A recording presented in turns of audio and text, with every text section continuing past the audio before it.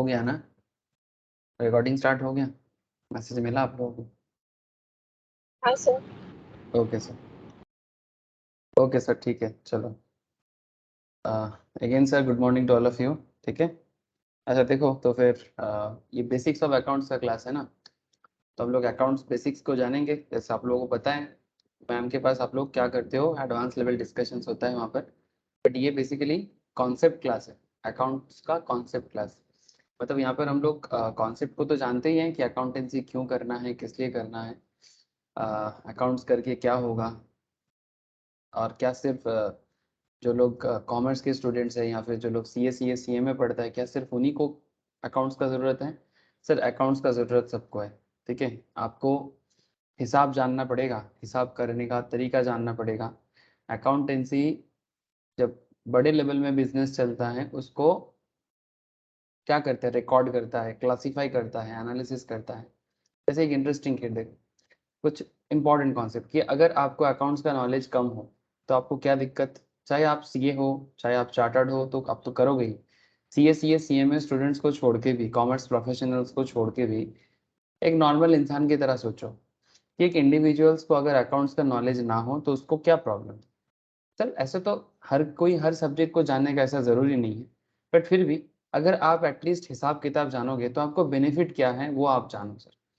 Simple बात है कि जैसे मानो कि अगर आप कोई बैंक में नौकरी करते हो, ठीक है, मानो कि आपने कॉमर्स बैकग्राउंड से नहीं गए, लेकिन तब भी आपको अकाउंट्स का नॉलेज चाहिए होगा, बिकॉज बिकॉज अगर आप अकाउंटेंसी नहीं जानोगे तो फिर आप बैंक में कैसे काम करोगे।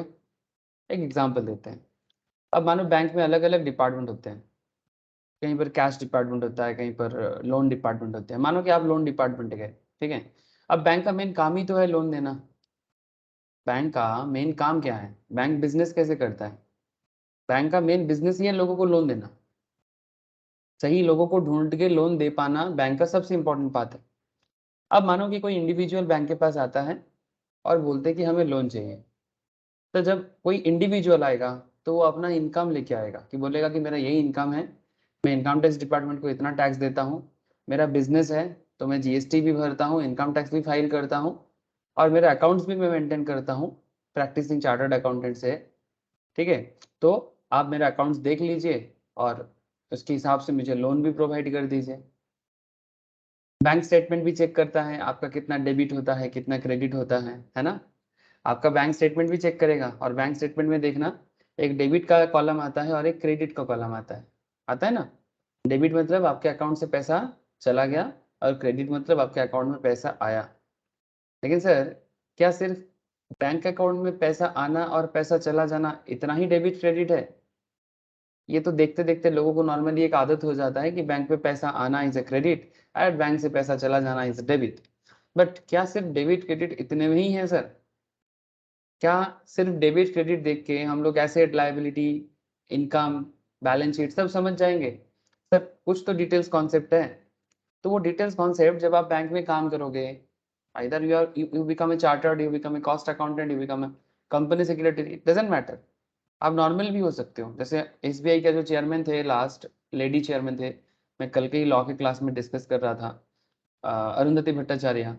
He is from English MA background, बाद में गवर्नमेंट एग्जाम क्लियर करके बैंक में नौकरी मिला था, लेकिन उसके बाद उनको कॉमर्स सीखना पड़ा सर। एक बार मैं उनके आर्टिकल पढ़ रहा था कि इतना बड़ा बैंक का चेयरमैन बना है, एसबीआई सबसे बड़ा बैंक, इतना बड़ा नहीं बोलना चाहिए, सबसे बड़ा बैंक, भारत का ही नहीं एशिया का भी नहीं, मतलब वर्ल्ड लार्जेस्ट, मतलब ब्रांच वाइज, और भारत का तो नंबर 1 है। आप उस बैंक का चेयरमैन बनते हो बट आपका कॉमर्स बैकग्राउंड नहीं था, लेकिन तो फिर क्या, तो फिर क्या, कैसे सीखना पड़ा? सीखना पड़ा, सीखना तो पड़ेगा। बैकग्राउंड लेके आओ ना आओ फर्क नहीं पड़ता, सीखना तो पड़ेगा। अब क्वेश्चन मेरा यही है कि अगर आपको अकाउंटेंसी सीखना है, अकाउंटेंसी को जान पाओगे तब जाके एक बैंक में भी काम कर पाओगे, कोई फाइनेंशियल दफ्तर में काम कर पाओगे, गवर्नमेंट ऑफिस में काम कर पाओगे, और नॉर्मल हर चीज़, आप स्टॉक मार्केट में इन्वेस्टर बन पाओगे। बहुत सुविधा होता है सर।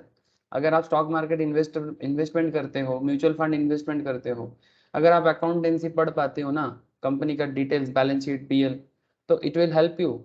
बहुत हेल्प करता है कि कंपनी का फाइनेंशियल पोजीशन जानने, आपको बहुत मदद करता है आपका अकाउंट्स का नॉलेज। ठीक है, तो नॉट जस्ट कि आप कहीं किसी डिपार्टमेंट में जॉब करते हो, या फिर आप बैंक में काम करते हो, या फिर आप कोई आउटसाइडर्स हो, स्टॉक मार्केट इन्वेस्ट करना चाहते हो, ठीक है, या फिर आप कंपनी में काम ही करते हो, अगर आपका अकाउंट्स का सेंस अच्छा है, आप ऑलवेज बेहतर पोजीशंस पे रहो। सर ये तो रही बेसिक बात, ये मैं लास्ट दिन बोला था, इसलिए मैं थोड़ा रिपीट किया, क्योंकि ये क्लास ही है कॉन्सेप्ट का। तो चलो मैं स्क्रीन शेयर करके आपको आगे का डिस्कशंस करता हूँ कि जैसे लास्ट दिन मैं आपको मीनिंग एंड स्कोप के बारे में बात किया था, बट आज सर हम लोग प्रैक्टिकल में चले जाएंगे, ठीक है, कि अकाउंटेंसी क्या है, क्यों करना है। अच्छा, ये नोट्स अगर मैंने सबको शेयर नहीं किया तो मुझे एक बार याद दिलाइएगा, जिसके पास है ठीक है, जिनके पास नहीं है उनको मैं ये क्लास नोट शेयर करूंगा, जिसमें आपको meaning and scope of accounting के बारे में पता चल जाएगा, ठीक है, मतलब अकाउंट्स का मतलब क्या है, उसका स्कोप क्या है, कहाँ से कहाँ तक हम लोग अकाउंट्स को फैला सकते हैं, और किस लेवल में जाके अकाउंट्स काम करता है, कितना कोर एक्टिविटीज है अकाउंटेंसी का, ठीक है, यही सब बात इसके अंदर बोला हुआ है सर। इसमें मैंने आपको लास्ट दिन पूरा प्रोसीडियर ऑफ अकाउंटिंग के बारे में बात किया था। प्रोसीडियर ऑफ अकाउंटिंग मतलब, सर प्रोसीडियर ऑफ अकाउंटिंग मतलब अकाउंटिंग एक डेटा एनालिसिस है सर। आजकल लोग डेटा एनालिसिस का जॉब के लिए बहुत पागल होते हैं कि डेटा एनालिसिस का जॉब, टीवी में भी ऐड आता है, यूट्यूब में भी एडवर्टाइजमेंट आता है, आप देखिएगा डेटा एनालिटिक्स जॉब। अरे डेटा एनालिटिक्स होता क्या है? डेटा एनालिटिक्स क्या होता है? बिजनेस में डेटा को एनालाइज करना। आप मुझे बताओ, बिजनेस में डेटा एनालिसिस का सबसे इंपॉर्टेंट पार्ट क्या है? अकाउंट्स एनालिसिस करना, है ना? यही सब बात तो मैंने लास्ट दिन बोला था। बट सिर्फ एनालिसिस करने से ही तो नहीं होगा, ओनली एनालिसिस करने से ही नहीं होगा, आपको उससे पहले अकाउंट्स में डेटा एंट्री करना पड़ेगा। और उस एंट्री करने का जो कॉन्सेप्ट है उसको जैसे कि रिकॉर्डिंग करना, क्लासीफाई करना, समराइज करना, ठीक है, ये फर्स्ट काम होता है सर। आपको सबसे पहले फाइनेंशियल इंफॉर्मेशन को जनरेट करना पड़ता है, फिर उसे यूज करना पड़ता है। तो एक अकाउंटेंट का काम दोनों है, इंफॉर्मेशन को जनरेट करना, और फिर जो इंफॉर्मेशन हम जनरेट करते हैं उसको यूज करना, चाहे आप खुद भी यूज करें या कोई बाहर वाला आके यूज करे, लेकिन यूज तो सबको करना है। जैसे हम अब मैं आपको बताया था ना कि अकाउंटिंग इंफॉर्मेशन का यूजर्स कौन है, ये लास्ट दिन का डिस्कशन था। इंटरनल यूजर्स भी होते हैं, और एक्सटर्नल यूजर्स भी होते हैं। इंटरनल में जैसे कंपनी के अंदर का लोग, जैसे कंपनी का बोर्ड ऑफ डायरेक्टर्स, जैसे कंपनी में जो पार्टनर्स हैं, जो मैनेजर्स हैं, जो ऑफिसर्स हैं, है ना, जो एम्प्लॉइज हैं, वो सभी कोई कंपनी के अकाउंट्स को देखेगा और कंपनी के बारे में डिसीजन लेगा। एक्सटर्नल यूजर्स में कौन आता है? जो इन्वेस्टर्स हैं, जो लेंडर्स हैं, जो गवर्नमेंट है, जो सप्लायर है, गवर्नमेंट भी देखेगा। यस, गवर्नमेंट को पता होना चाहिए ना, अब धोखा तो नहीं दे रहे हो किसी को, लीगली सब कुछ ठीक ठाक तो कर रहे हो ना। और गवर्नमेंट का एक सबसे बड़ा स्वार्थ क्या है बोलो तो? गवर्नमेंट क्यों आपका अकाउंटिंग इन्फॉर्मेशन को लेके इतना चिंता करता है? एक बिजनेस का अकाउंटिंग इन्फॉर्मेशन के साथ गवर्नमेंट का क्या लेना देना? जल्दी बताओ, किसको समझ में आ रहा है? गवर्नमेंट या फिर गवर्नमेंट एजेंसी? टैक्स। हाँ, thank you Subir, very good. Tax, very good sir. Government को बहुत लेना देना है, क्योंकि बिजनेस इनकम करता है तो बिजनेस गवर्नमेंट के घर में टैक्स भरता है ना। जैसे लेंडर को क्यों जरूरत है? बिकॉज बैंक आपको लोन देगा तो आपका अकाउंटिंग इन्फॉर्मेशन चेक करेगा। सप्लायर आपको माल सप्लाई करेगा तो आपका अकाउंटिंग इन्फॉर्मेशन वो जरूर चेक करेगा। गवर्नमेंट आपसे टैक्स लेगा, आप टैक्स चोरी तो नहीं कर रहे हो, आप जानबूझ के अपने इनकम तो कम तो नहीं दिखा रहे हो, है ना, या फिर आप जानबूझ के अकाउंट मतलब अकाउंट्स को ज़्यादा तो नहीं दिखा रहे हो, ज़्यादा भी दिखाते हैं सर। ये सब ऑडिट में पढ़ा जाएगा जब आप लोग ऑडिट का क्लास करोगे, ठीक है, कि जानबूझ के भी कुछ लोग अकाउंटिंग इन्फॉर्मेशन में गड़बड़ करते हैं, मतलब ज़्यादा दिखाते हैं, ज़्यादा प्रॉफिट दिखा दिया, ज़्यादा एसेट शो कर दिया, ये भी गड़बड़ है। लोग कम दिखाते हैं टैक्स को बचाने के लिए, कुछ लोग ऐसे भी होते हैं ज़्यादा दिखाते हैं लोगों को गुमराह करने के लिए। गुमराह मतलब जैसे मानो कि एक कंपनी था, ऐसे बहुत एग्जाम्पल है, बट मुझे जो अभी रैंडमली याद आया, बड़ा फेमस इनफेमस केस है। आप लोग इसका नाम सुने हो सर? सत्यम कंप्यूटर्स, नाम सुना आप लोगों ने? सत्यम कंप्यूटर्स बड़ा बहुत बड़ा स्कैंडल है, रामालिंगम राजू का स्कैंडल है। रामालिंगम राजू सत्यम कंप्यूटर्स का ओनर था। अभी जो टेक महिंद्रा है ना, टेक महिंद्रा एक्चुअली सत्यम कंप्यूटर्स को बाय कर लिया। सत्यम कंप्यूटर जैसे अभी इन्फोसिस टीसीएस जैसा कंपनी है, वैसा ही एक आईटी कंपनी था। लेकिन सत्यम कंप्यूटर्स ने बहुत ही कम दिनों के अंदर अपने अकाउंटिंग इन्फॉर्मेशन पे इतना ज़्यादा मैनिपुलेशन किया, मतलब क्या बताया आपको, मतलब बेसिकली प्रॉफिट में कुक कर दिया। प्रॉफिट कुक करना मतलब प्रॉफिट में घोटाला, ज़्यादा प्रॉफिट दिखाया, इन्वेस्टर को, बैंक को, सबको एकदम, और साथ में चार्टर्ड अकाउंटेंट लोग हेल्प किया। कंपनी सेक्रेटरीज लोग भी हेल्प किया, मतलब जो भी जानकार इंसान थे सभी ने कंपनी को ऐसा करने में हेल्प किया। बड़े बड़े चार्टर्ड फर्म थे सर, पीडब्ल्यूसी था, पीडब्ल्यूसी को बैन कर दिया गया था इंडिया से। पीडब्ल्यूसी क्योंकि इंटरनेशनल फर्म है, पीडब्ल्यूसी इंडिया में काम करने से पीडब्ल्यूसी को बैन कर दिया गया।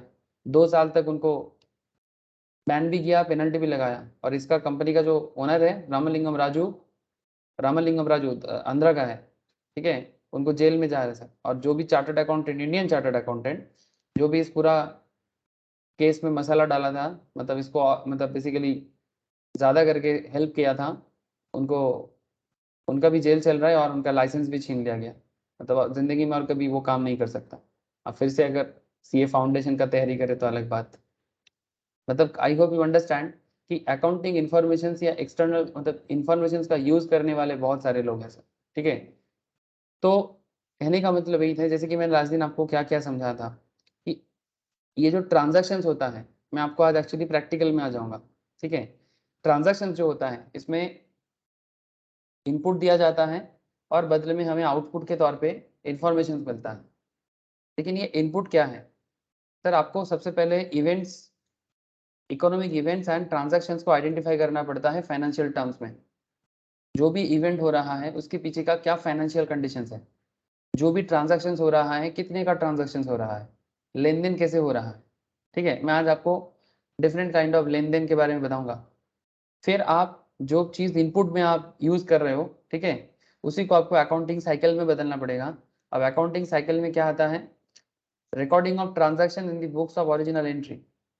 ओरिजिनल एंट्री मतलब जर्नल, फिर उसको हम लोग लेजर में पोस्ट करते हैं, फिर हमें ट्रायल बैलेंस मिलता है और फिर जाके हमें फाइनल अकाउंट्स पता चलता है। चाहे आप कोई एक छोटा सा कंपनी का बिजनेस देख रहे हो, चाहे आप बहुत बड़ा कंपनी का अकाउंटेंट हो, चाहे आप किसी पार्टनरशिप बिजनेस का अकाउंटेंट हो, चाहे आप किसी नॉन प्रॉफिट ऑर्गेनाइजेशन का, लाइक किसी स्कूल का, किसी चैरिटेबल ऑर्गेनाइजेशन का, किसी मंदिर का, किसी मस्जिद का, ठीक है, कोई भी अकाउंट्स मेंटेन हर जगह में होता है। मंदिर, मस्जिद, दरगाह, चार्च, यहाँ पर भी बहुत कलेक्शंस होता है। ये लोग एनपीओ है सर, एनपीओ मतलब नॉन प्रॉफिट ऑर्गेनाइजेशन। ये पैसा लेके मर्सिडीज बेंज या बीएमडब्ल्यू नहीं खरीद सकता।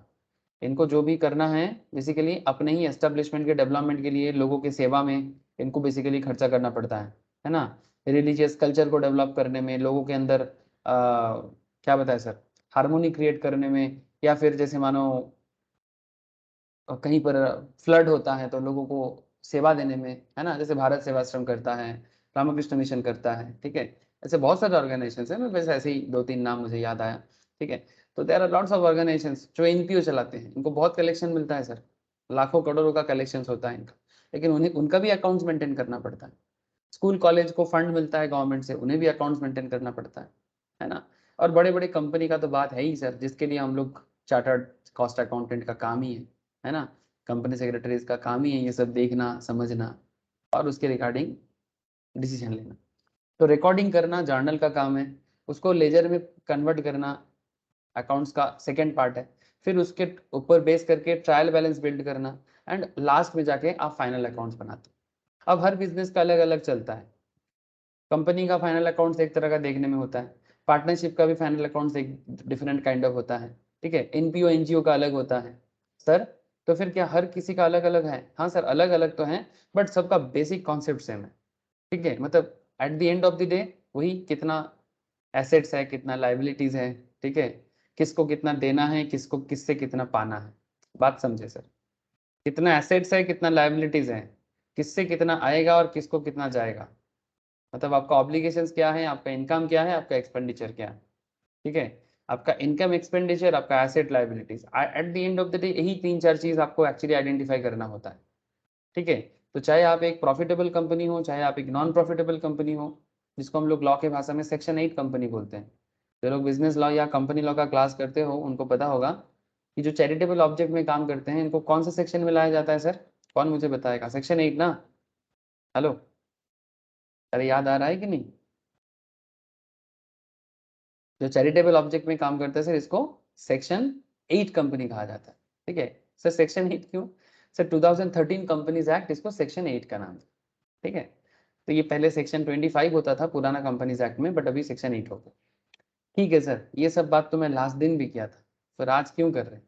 सर थोड़ा रिकॉल करा दिया कि लास्ट क्लास में हम लोग आपको क्या बताया था कि अकाउंट्स पढ़ के किसका क्या होने वाला है, और मैंने आपको काफ़ी सारा प्रैक्टिकल एग्जांपल्स भी दिया था। मैंने आपको कंपनी के बैलेंस शीट वगैरह भी शो किया था, बट आज उतना नहीं है, आज हार्डकोर एरिया में जाना है। चलो आज हार्डकोर एरिया में जाना है sir. Hardcore area in the sense, sir hardcore area in the sense, last दिन हम लोग एक कॉन्सेप्ट पढ़ना स्टार्ट किए थे, लिखना भी स्टार्ट किए थे।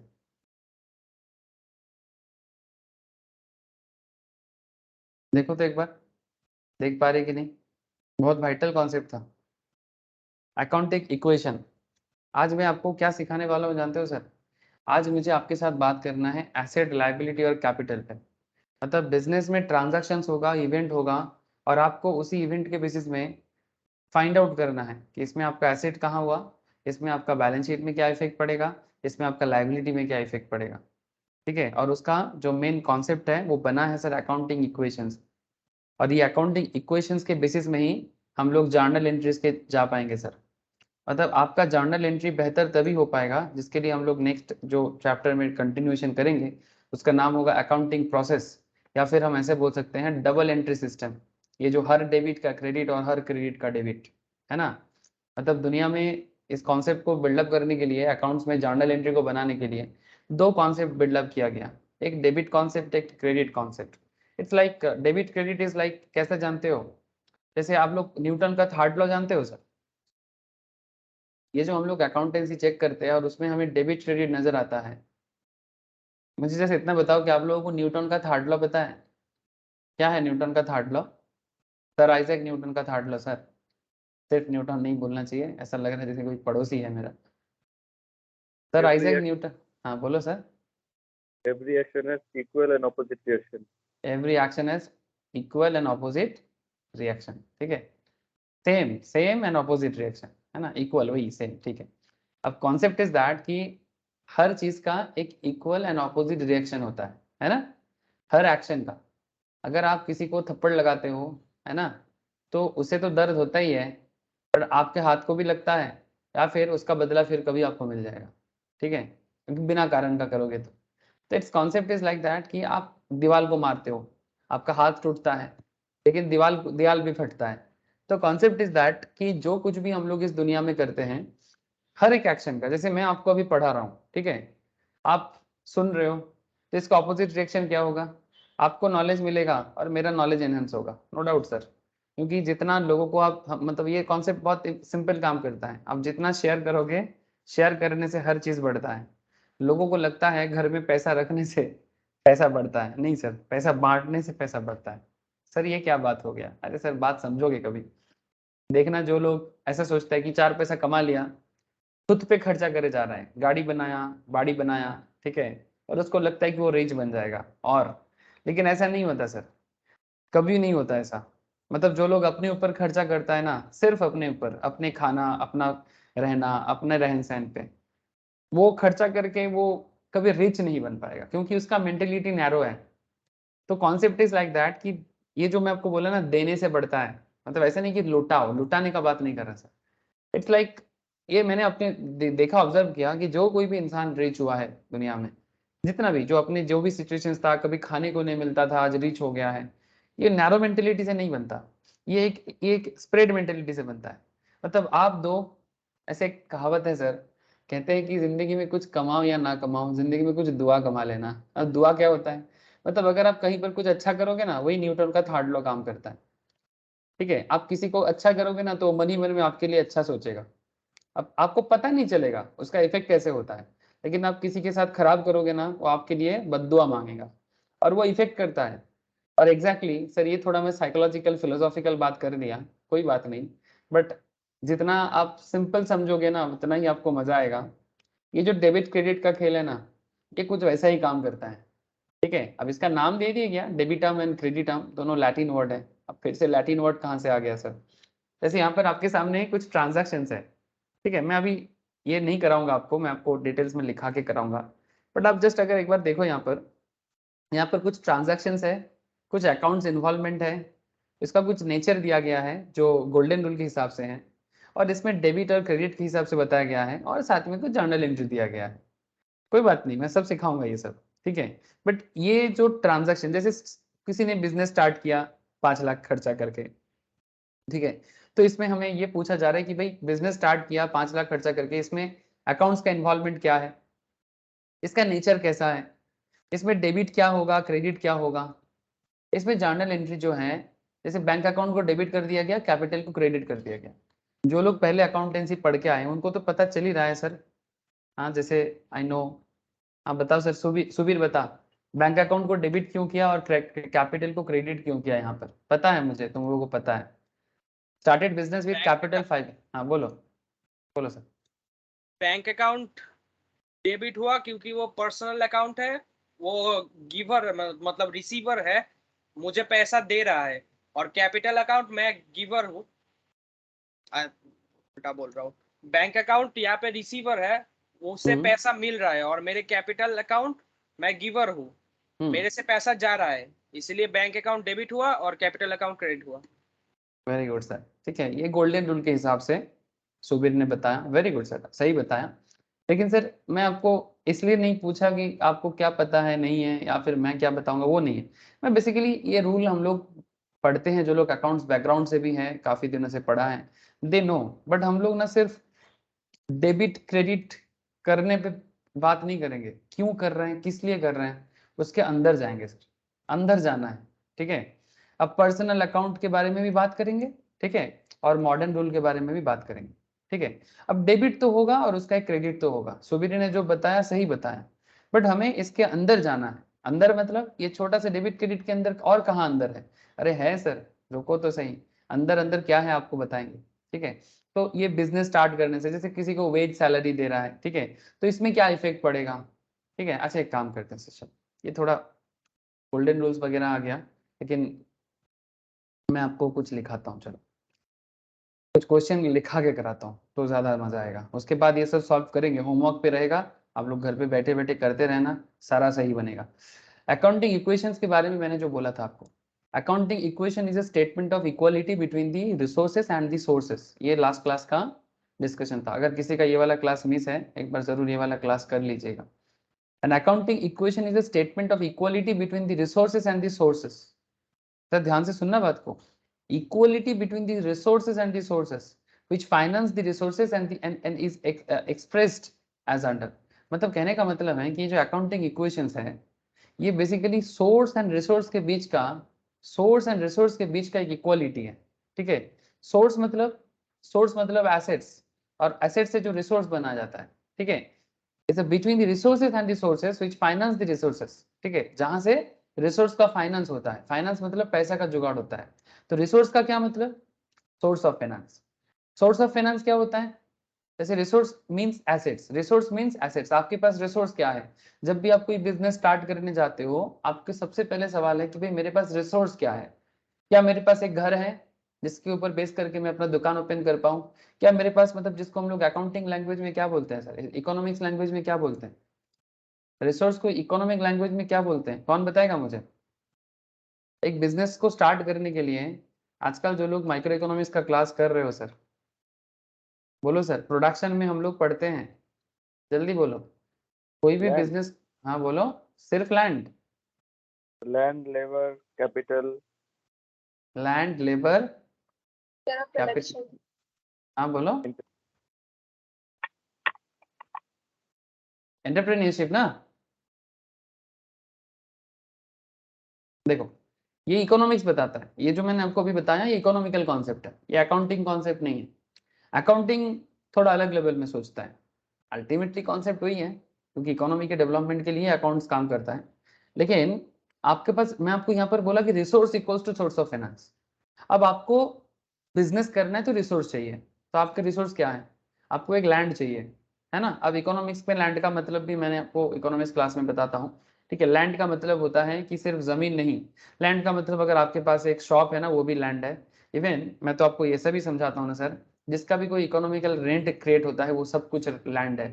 जैसे मानो आसमान से फ्लाइट चलता है ना, स्काई से फ्लाइट चलता है, इंडिगो एयरलाइन से लेके एयर इंडिया से लेके क्या क्या नाम आप लोग नहीं जानते है ना, तो क्या वो तो है स्काई, बट क्या वो लैंड है? Yes sir, that is also land. Because अगर मुंबई से कोलकाता कोई फ्लाइट चलाता है, कोई एरोप्लेन चलता है, तो उसका भी रूट परमिट होता है, और उस रूट परमिट को लाइसेंस फी दे के खरीदना पड़ता है। जैसे अगर आप कोलकाता में कहीं पर भी ऑटो चलने देखते हो, तो वो ऑटो, जैसे मानो न्यू टाउन से सॉल्ट लेक का कोई ऑटो चलता है, या फिर मानो केस्टोपुर से उल्टा डांगा का कोई ऑटो चलता है, ठीक है, या फिर मानो बागुआटी से एयरपोर्ट का ऑटो चलता है, उसका रूट है ना। सिमिलरली मुंबई टू कोलकाता का भी रूट है। तो concept is that in economics, land का मतलब स्काई भी है, लैंड का मतलब वाटर भी है, लैंड का मतलब लैंड तो है ही।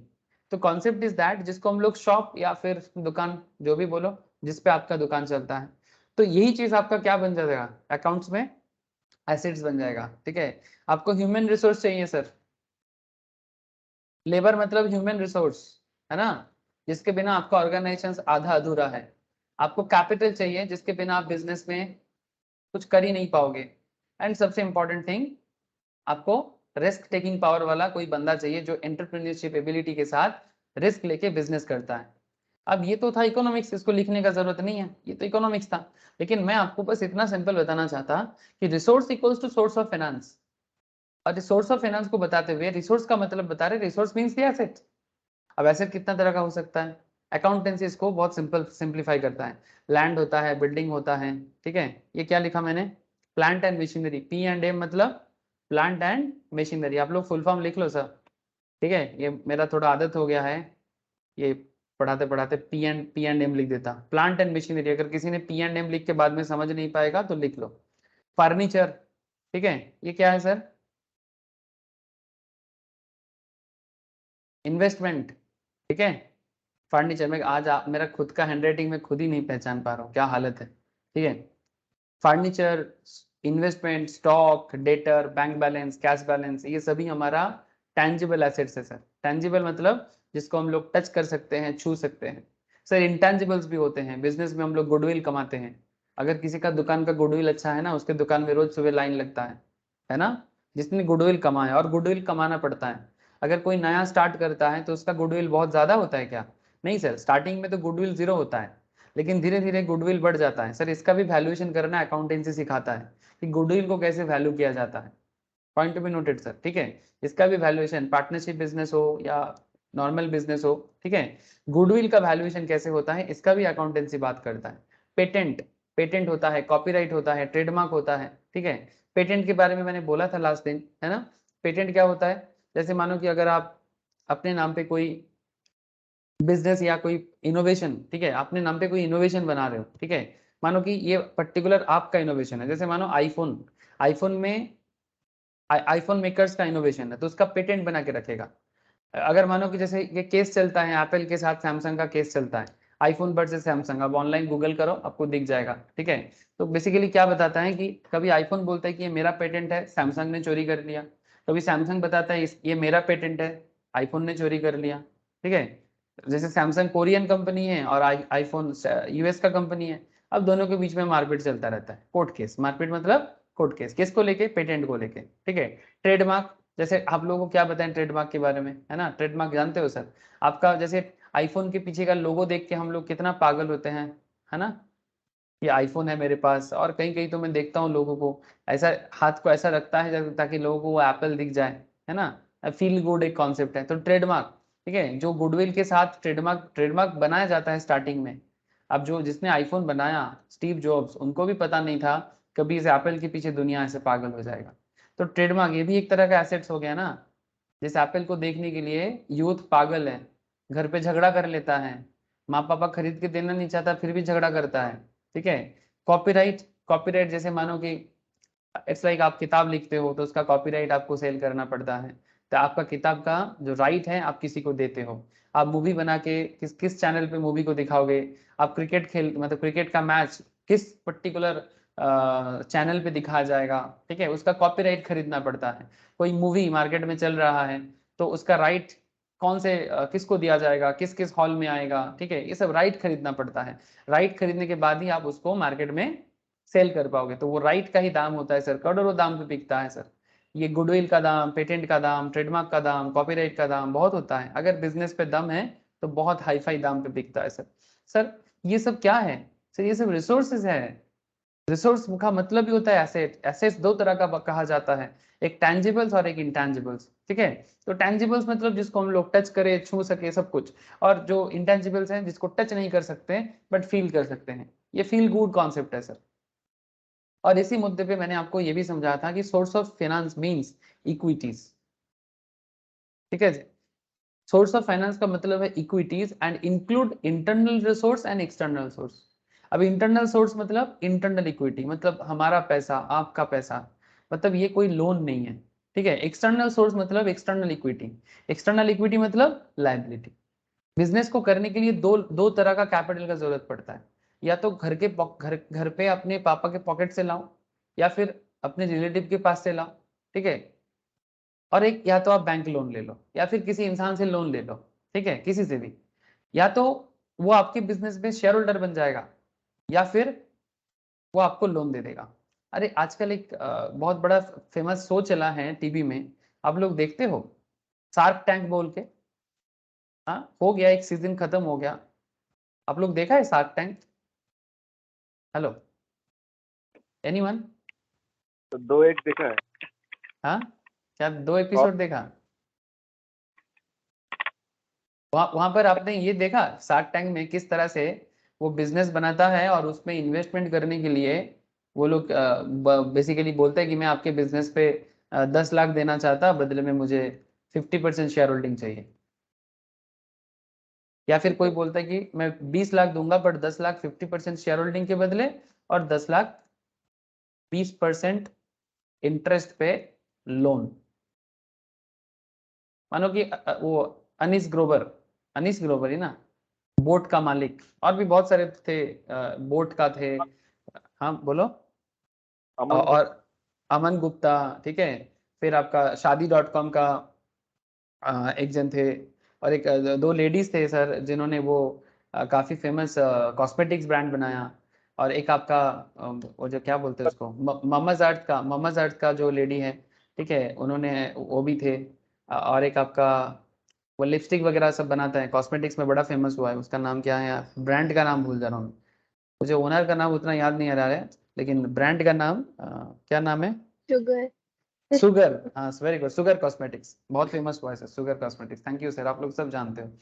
तो मेरा कहने का मतलब ये है कि ये लोग बैठ के इनोवेशन जो भी करके आ रहे हैं, उनको अगर सही लग रहा है तो वो लोग इन्वेस्ट कर रहे हैं। तो कोई 10 लाख पे 50% शेयर ले रहा है, कोई बोल रहे 50 या 25, कोई बोल रहे 10, कोई बोल रहे 20। और एक ही टाइम पे मानो कि बोल रहे हैं कि मैं 20 लाख दूंगा, ठीक है। मानो आपका बिजनेस का एक करंट वैल्यूएशन, आपको फंड चाहिए, ठीक है।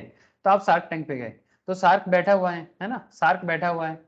वो लोग शार्क है ना, बड़े बड़े, बड़ा बड़ा शार्क है, वो आप पे छोटा मोटा मछली को खा लेगा, ऐसा बात है सर, ठीक है। तो शार्क, ये एक्चुअली ये जो शार्क टैंक का कॉन्सेप्ट है ना, ये पहले ये शो जापान में आया था। जापान का ये शो बाद में यूएस में गया, मतलब जापान से यूएस ने कॉपी किया, और फिर यूएस से अभी ये पूरा दुनिया भर में चल रहा है, रिसेंटली इंडिया में भी चालू हुआ, ठीक है। ये जो शो है, ठीक है, ये शार्क कॉन्सेप्ट जापान में पहले चालू हुआ था, आपको जानकारी के लिए बता दूं। और हम लोग जो अभी कॉपी किए, ये वेस्ट यूएस के शो से अभी कॉपी किए। बट जो भी हो, सस्ता हाँ बोलो। सस्ता शार्क टैंक। हाँ हाँ, सस्ता शार्क टैंक सस्ता शार्क टैंक देख लीजिएगा। चलता है क्या? वो यूट्यूब वगैरह में होता है क्या? हाँ, सुना हूँ मैं, सस्ता शार्क टैंक, ठीक है सर। आशीष चलचलानी का। आशीष चलचलानी का, वो कॉमेडी टाइप में करता है ना, या ओरिजिनल है? तो कॉमेडी है। कॉमेडी है। तो ये देखो सर, कॉन्सेप्ट देखो सर, 10 लाख 20 लाख देगा, बट 20 लाख में से 10 लाख 50% शेयर लेगा। मतलब ये क्या है, ये इंटरनल इक्विटी है। बात समझे sir? This is internal equity. And 10 lakh देगा 20% के बदले में, ये है लोन, इंटरेस्ट देगा बदले में, ठीक है। आपको पैसा देगा बट बदले में आपसे इंटरेस्ट ही लेगा। तो ये जो इंटरेस्ट है ना, ये इंटरेस्ट आपका नहीं है, मतलब ये बेसिकली ये लोन है। ये लोन जो है, ये 20% इंटरेस्ट पे है, और this is called external equity.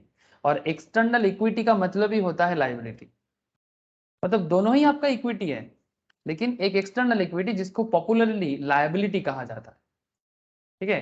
मतलब लोन के पैसे में आपका हक नहीं है, ठीक है, लेकिन इंटरनल इक्विटी में आपका हक है और उनको रीपे करना मैंडेटरी नहीं है। जो शेयर का पैसा है ना, ये अगर बिजनेस लॉस में भी चला जाए कोई फर्क नहीं पड़ता, ठीक है, मतलब कोई लीगल केस नहीं बनेगा। बट अगर आप लोन का इंटरेस्ट मार दोगे तो लीगल केस बन जाएगा। समझ रहे सर? ये सब बात धीरे धीरे बताएंगे आप लोगों को, ठीक है।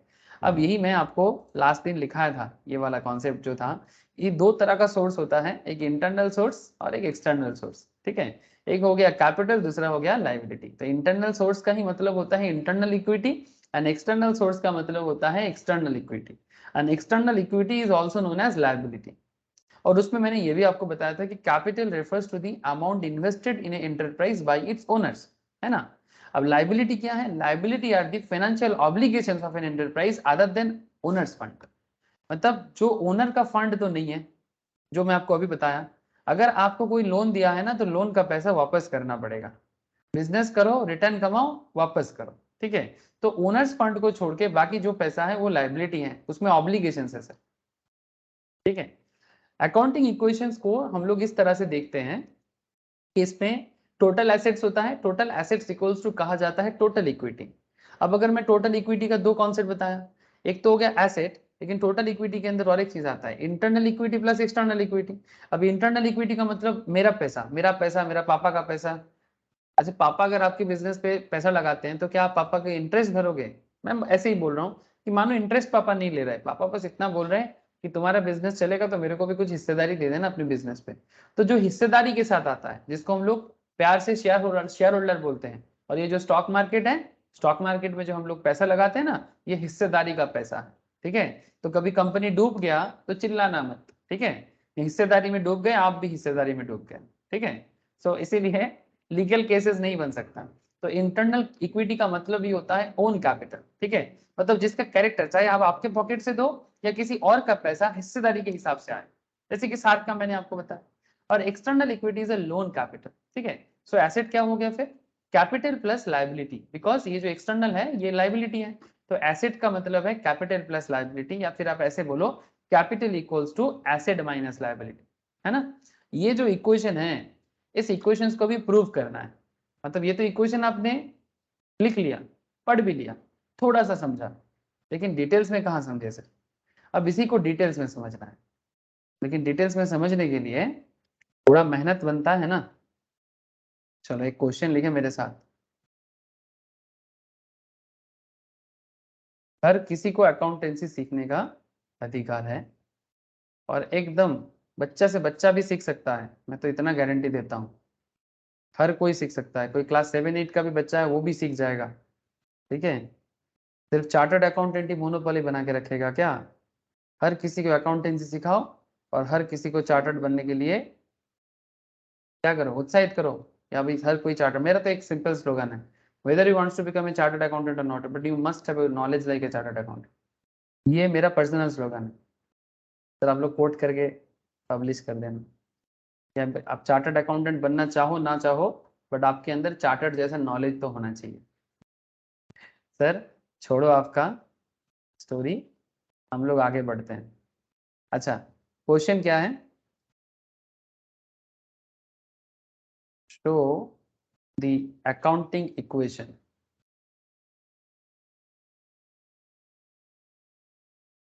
मैं पहले थोड़ा बेसिक बेसिक क्वेश्चंस करवाऊंगा, धीरे मतलब इजी इजी, उसके बाद धीरे धीरे टफ में जाऊंगा सर, ठीक है।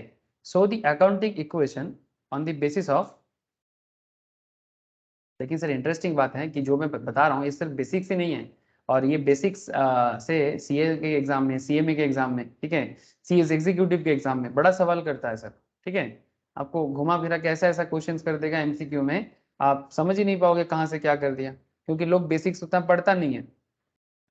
तो so the accounting equation on the basis of, ये देखो ना, ये पूरा सीए फाउंडेशंस का है, और इसमें पूरा का पूरा ये सब बेसिक्स ही तो है, ये सारा बेसिक चीज है। लेकिन ये बेसिक्स में लोग फंस जाते हैं, उनको समझ में नहीं आता, अरे भाई ये सब पढ़ा ही नहीं है, वो तो सोचा है कि वो सब जानता है और कभी बेसिक चीज को देखा ही नहीं है, ठीक है। तो फिर प्रॉब्लम में पड़ जाता है। वही चीज सीएस एग्जीक्यूटिव में भी है, ठीक है, सीएमए फाउंडेशन में तो है ही, सीएमए इंटर में भी है, ठीक है, यही बेसिक चीज। क्योंकि सर बहुत सारे लोग हैं मास्टर्स कर लिया लेकिन अभी भी बेसिक्स में अटका हुआ है, बात करोगे तो पता चलेगा, ठीक है। तो show the accounting equation on the basis of the following transactions.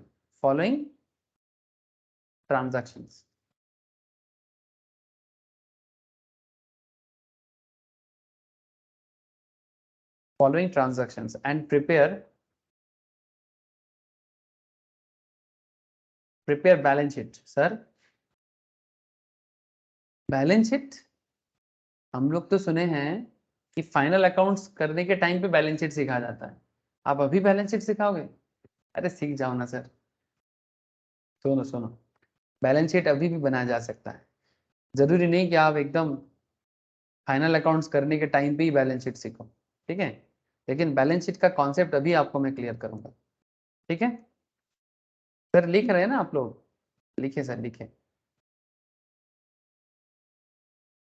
Question number A, मैं कुछ ट्रांजैक्शंस पहले आपको फटाफट लिखाता हूं।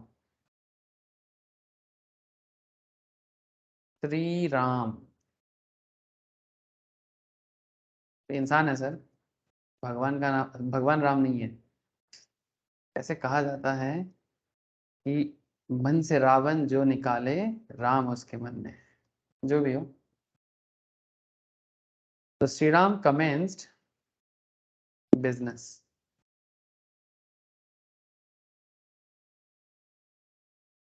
with rupees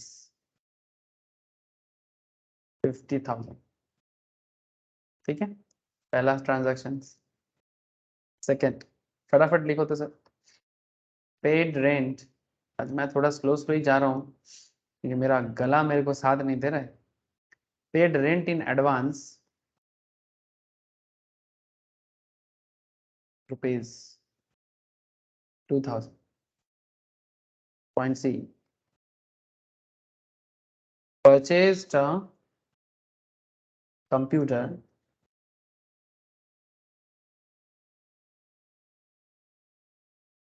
for rupees 7,000. D, bought furniture from Messrs. Mohan Furniture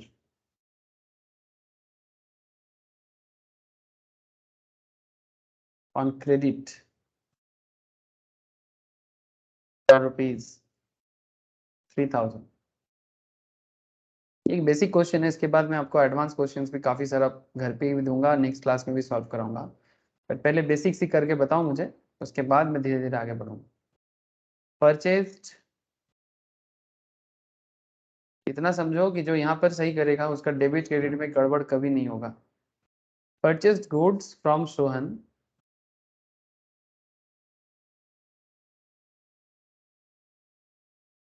for cash rupees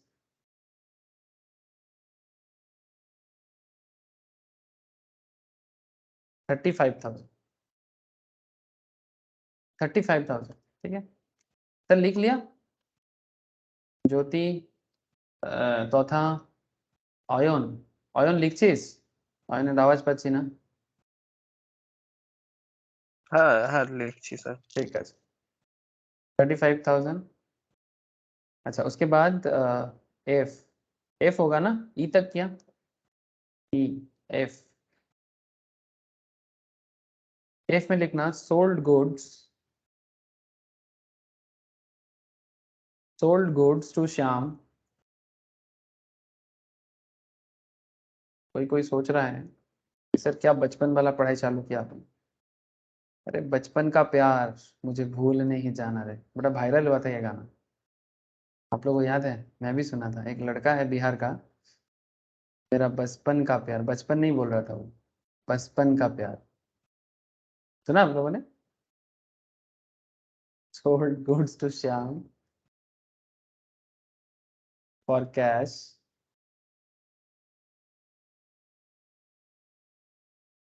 rupees 40,000। Sir journal नहीं करना है यहाँ पर, हम लोग कुछ और ही करेंगे, बैलेंस शीट बनाएंगे। Costing rupees 30,000। G. Bought goods from Ramesh.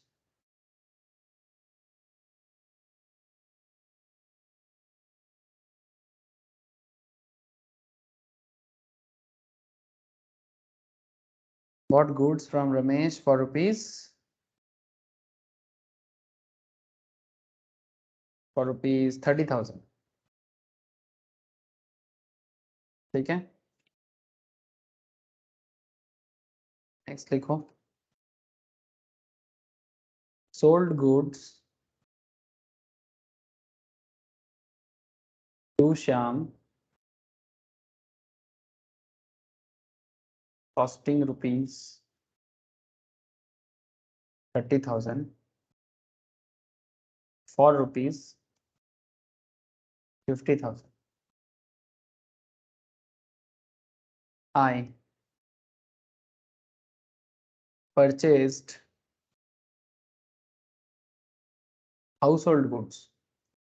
Language सही तरह से लिखिएगा, क्योंकि यहाँ पर ना लैंग्वेज के ऊपर बेस करके हिसाब बदल जाता है सर. परचेस्ड हाउसहोल्ड गुड्स मतलब घर का चीज for rupees 15,000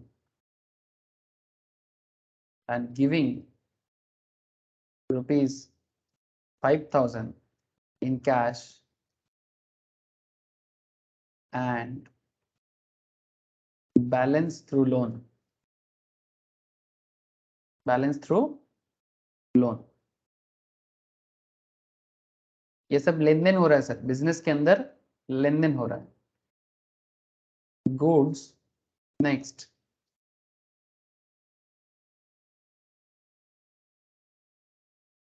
Destroyed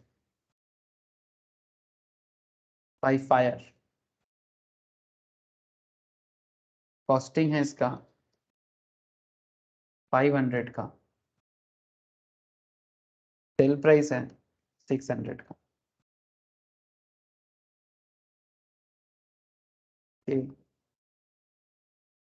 Paid half the amount.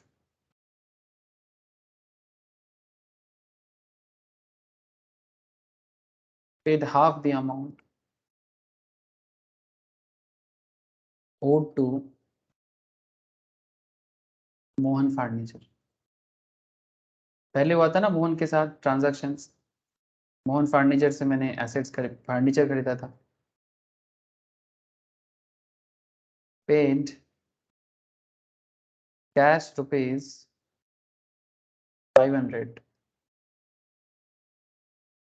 Paid cash rupees 500 for loan and rupees 300 for interest.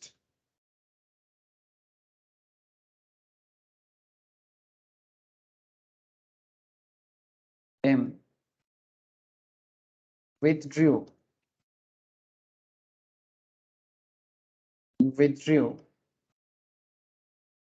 goods for personal use. Withdrew goods for personal use costing 500. Sale price 600. N ये सब business में अलग अलग transaction है. Received rupees 49,500 from Shyam in full settlement. O paid rupees 29,700 to Ramesh in full settlement.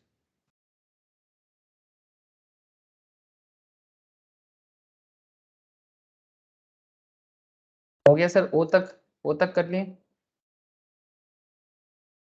किया ना sir. ओ के बाद क्या आता है? P MNOP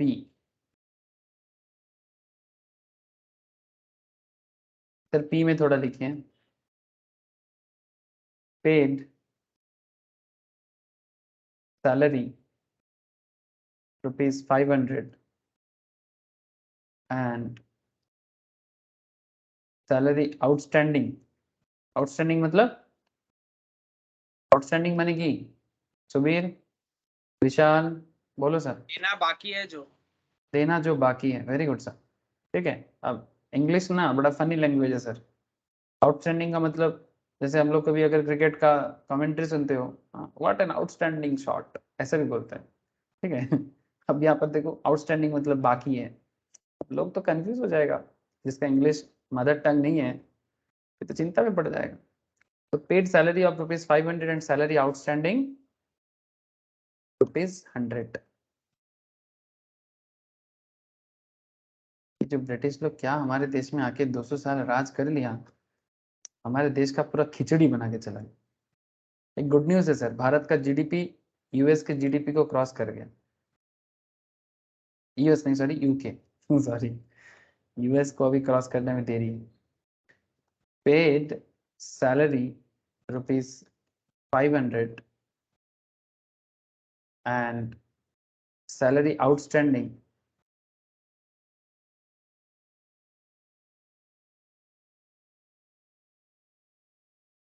वो एक ही हो गया क्या? अभी यही वाला बोला था, 2 बार हो गया, sorry sorry sorry sir. Sir Q काटो, क्यू काटो, P Q Q Q Q Q Q Q, sir Q काटो, क्यू काट के चेंज करो सर, एक ही बात बोल दिया। Charge depreciation, sorry sir, charge depreciation मतलब एसेट्स हैं, डिप्रिसिएशन किस पे लगता है? एसेट्स पे। डिप्रिसिएशन का मतलब क्या होता है बोलो तो, कौन बताएगा मुझे? सर डिप्रिसिएशन क्या होता है? ऐसे इसके ऊपर एक चैप्टर आएगा, मैम कराएंगे आप लोगों को, या होप शायद करा भी रहे। डिप्रिसिएशन का मतलब क्या होता है? सर कोई फिक्स्ड एसेट जब वियर एंड टियर के कारण उसका वैल्यू घट जाता है वो होता है depreciation. Thank you sir. Charge depreciation of ₹300, wear and tear, natural wear and tear. जैसे आपके पॉकेट में जो मोबाइल फोन है आपने कितने में खरीदा था सुबीर? तो 7,500। अभी अगर मेरे को सेल करना चाहोगे तो क्या मैं 7,500 दूंगा आपको? नो सर, कितना दे सकते हैं मैक्सिमम? टाइम वाइज वैल्यू घटेगा, अभी 3.5 में बिक सकता है। मतलब 50% ऑलमोस्ट गायब। लेकिन क्या 50% मतलब ये जो 7,500 का फोन आपके हाथ में मतलब 4,000 का जो गायब हो गया, क्या कहीं पर जाते देखा आपने 4,000? मतलब आपके पॉकेट से सर निकला 4,000, लेकिन फिर भी वैल्यू चला गया ना। तो इसीलिए डिप्रिसिएशन भी एक कॉस्ट है, मतलब एक बिजनेस का एक्सपेंस है, but this is a non cash expense. क्या बोलते हैं इसको? Non cash expense. वैल्यू गिरता है, खर्चा भी होता है, फिर दिखता नहीं है, सिर्फ महसूस कर किया जाता है और उसके हिसाब से अकाउंटिंग ट्रीटमेंट होता है। ठीक है, तो charge depreciation of ₹300 on furniture and ₹100 on computer. एक कंप्यूटर खरीदा था ना हम लोगों ने। आर एक्रूड इंटरेस्ट क्या होता है?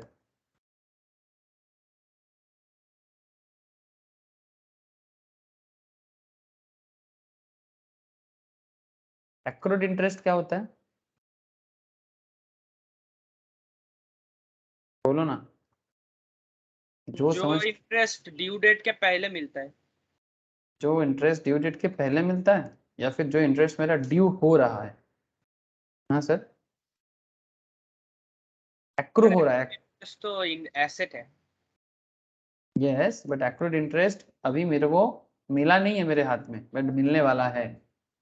ठीक है, मतलब ऑलरेडी मेरे अकाउंट में इंटरेस्ट, मतलब मेरे लिए हिसाब बन रहा है एक्रूड, अभी भी अकाउंट्स में शो नहीं हुआ या फिर मेरे हाथ में नहीं आया, बट वो मेरे लिए ड्यू बन रहा है। ठीक है, जैसे आपने बोला ड्यू डेट से पहले मिलता है, इसका मतलब ऐसा है कि जैसे मानो कि आपको बैंक एनुअली एक इंटरेस्ट देता है, लेकिन उसका इंटरेस्ट कैलकुलेशन तो वो चालू कर देता है ना फ्रॉम द स्टार्टिंग डे से, जिस दिन से आपका बैंक में पैसा जमा होता है ना। तो बैंक आपको इंटरेस्ट देगा, बट वो एक्रू करता रहेगा आपका इंटरेस्ट, और एक सर्टेन डे पे आपको वो आपके अकाउंट में शो करेगा। ठीक है, तो वो बेसिकली ये जो प्रोसेस है इसको एक्रूड बोला जाता है, यहाँ पर एक ई आएगा sir, commission received in advance ₹1000। चलो सर, मैंने बहुत ही छोटा बेसिक चीजें दिया, मतलब ये जितना सारा मैंने ट्रांजैक्शन यहाँ पर दिया, ये बड़ा ही सिंपल बिजनेस ट्रांजैक्शन है। इसके ऊपर बहुत और भी हाई फाई ट्रांजैक्शन होता है, बट क्योंकि सर अभी तो मैं सीखने के प्रोसेस में हूँ, तो इसीलिए मैं आपको ज़्यादा हार्ड लेवल में नहीं लेके गया। बेसिक बिजनेस ट्रांजैक्शन में मैं आपके साथ बात की। श्रीराम का बिजनेस है, श्रीराम यहाँ से ए से लेके एस तक अलग अलग ट्रांजैक्शन किया है ना, ए से लेके एस तक अलग अलग ट्रांजैक्शन किया है, और उसी ट्रांजैक्शन पे मैं आपके साथ बात कर रहा हूँ। ठीक है, साहिल, आयन, आप लोगों को अभी तक जो हुआ है समझ में आ रहा है? वैसे अभी तक समझाने लायक कुछ हुआ नहीं है, बट आपको करना क्या है बोले तो, आपको ना इस बिजनेस से एक्चुअली फाइंड आउट करना है अकाउंटिंग इक्वेशन, और अकाउंटिंग इक्वेशन के बेसिस में आपको बनाना है बैलेंस शीट। ठीक है, ये आपका एक्चुअल क्वेश्चन। साहिल को मेरा आवाज आ रहा है? नायनी, सैनॉन, सबको पूछ रहा हूँ मैं, क्या आप लोगों को मेरा आवाज आ रहा है? क्या आप समझ पा रहे हो? तथा ज्योति, बोलो sir. Yes, sir. Okay sir, अब इसका सोल्यूशन करते हैं सर। सोल्यूशन मतलब इसका हमें एक्चुअली बैलेंस शीट की तरफ बढ़ना है, बट जैसे कि आप लोगों को पता है कि अकाउंटिंग इक्वेशन के ऊपर बेस करके एक्चुअली आज के डेट में ना मॉडर्न रूल फॉलो होता है ज़्यादा। गोल्डन रूल का कॉन्सेप्ट थोड़ा पुराना हो गया है, तो इसका मतलब क्या हम लोग गोल्डन रूल नहीं सीखेंगे? अरे कौन बोला नहीं सीखेंगे? कौन बोला नहीं सीखेंगे? सब सीखना है सर, गोल्डन रूल भी सीखना है, बट मॉडर्न रूल ज़्यादा पॉपुलर है सर। मतलब ये करेंटली लास्ट हो गया 10-12 साल हो गया, मॉडर्न रूल के ऊपर ही बेस करके अकाउंटिंग हिसाब किताब ज़्यादा होता है। ठीक है, गोल्डन रूल पुराना नहीं हो गया, गोल्डन रूल से ही मॉडर्न रूल आया है। ठीक है, लेकिन अभी जर्नल एंट्री का जो दोनों रूल है, golden rule and modern rule, उसके ऊपर मैं बात करूंगा, और उससे पहले आपको कुछ चीज़ आइडेंटिफाई करना होगा।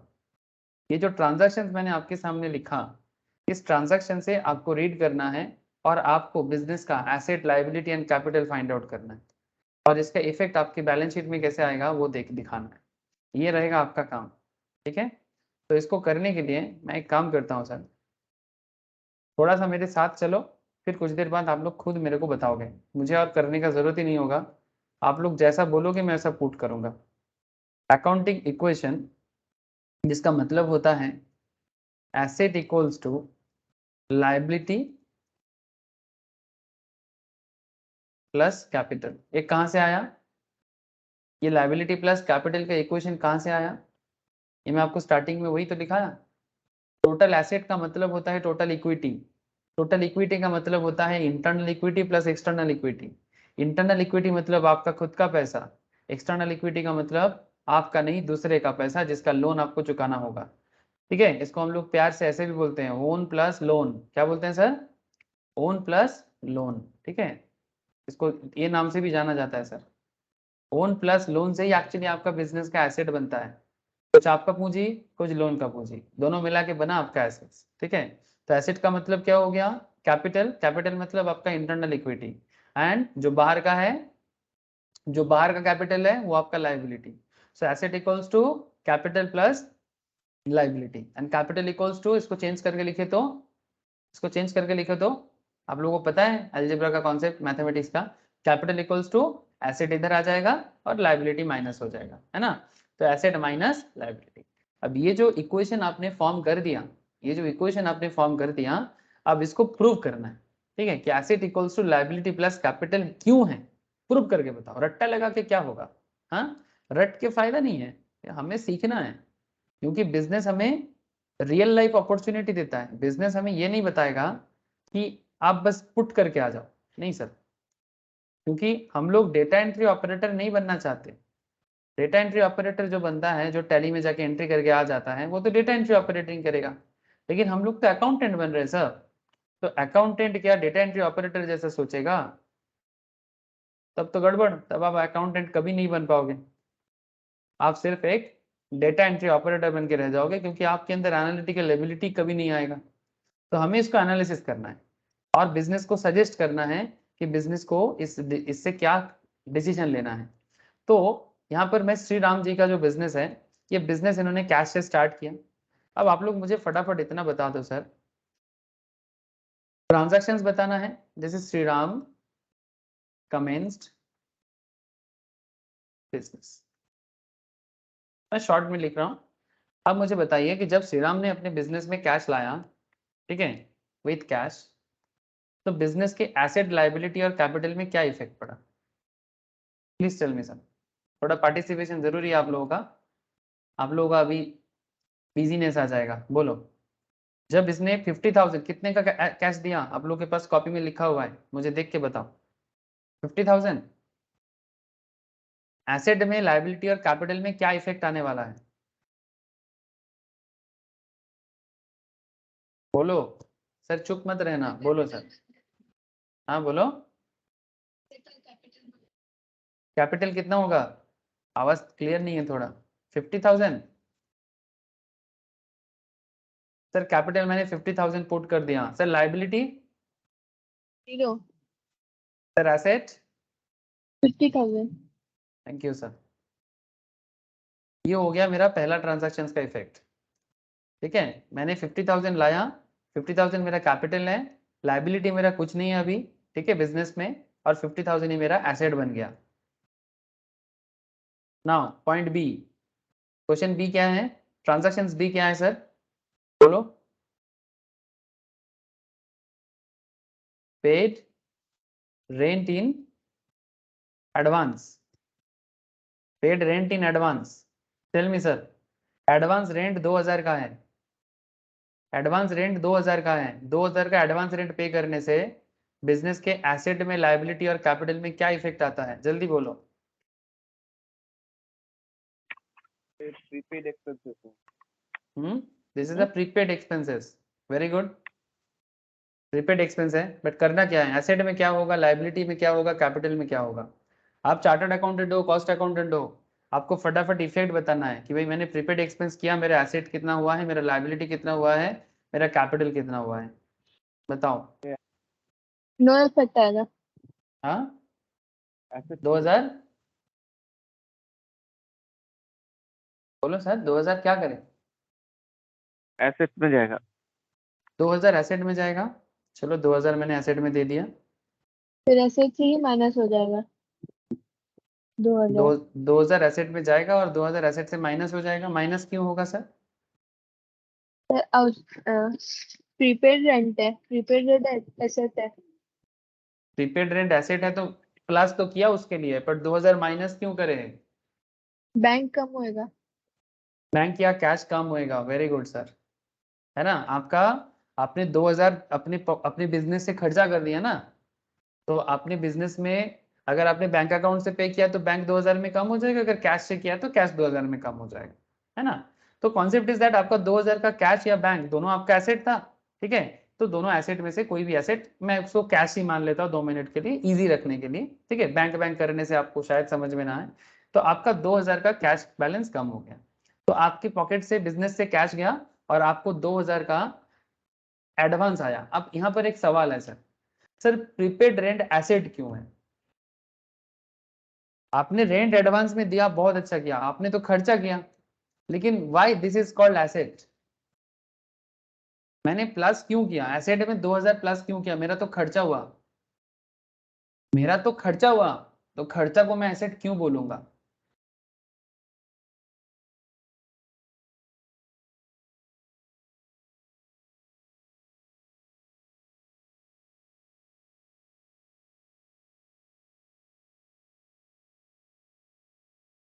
सर बोलो, चुप मत रहो। सुबीर, विशाल, चौथा, I am asking everybody, Jyoti. Sir मैंने एडवांस में पेमेंट किया, रेंट पेमेंट किया, या फिर कोई भी एडवांस एक्सपेंस बिजनेस कर सकता है, लेकिन एडवांस एक्सपेंस एसेट क्यों? 2,000 में ऐड कर दिया, बहुत अच्छा sir, very good, congratulations. But why add? Asset बढ़ा क्यों मेरा? या फिर बिजनेस इसको एसेट के तौर पे क्यों ट्रीट करेगा? इसका जवाब चाहिए मुझे। सर रेंट पहले से दे दिया तो अगले साल देना नहीं पड़ेगा। रेंट पहले से दे दिया तो अगले साल देना नहीं पड़ेगा। थोड़ा बहुत आप जा रहे हो, बट इसका एग्जैक्ट रीजन अगर आपको पूछा जाए तो आपको ऐसा जवाब देना चाहिए सर कि जैसे मानो कि तुम कहीं पर भी कोई भी मतलब पेमेंट पहले से कर देते हो, तो उस एसेट का यूज करने का पूरा अधिकार आपको मिल जाता है। जैसे एक सिंपल एग्जांपल देते हैं, आप अगर किसी घर पे रेंट पे रहते हो, ठीक है, होम रेंट लेना चाहोगे? अच्छा मुझे एक चीज बताओ, जब आप होम रेंट लेते हो, ठीक है, या पीजी रेंट लेते हो, ठीक है, आप पेमेंट पहले करते हो कि बाद में करते हैं?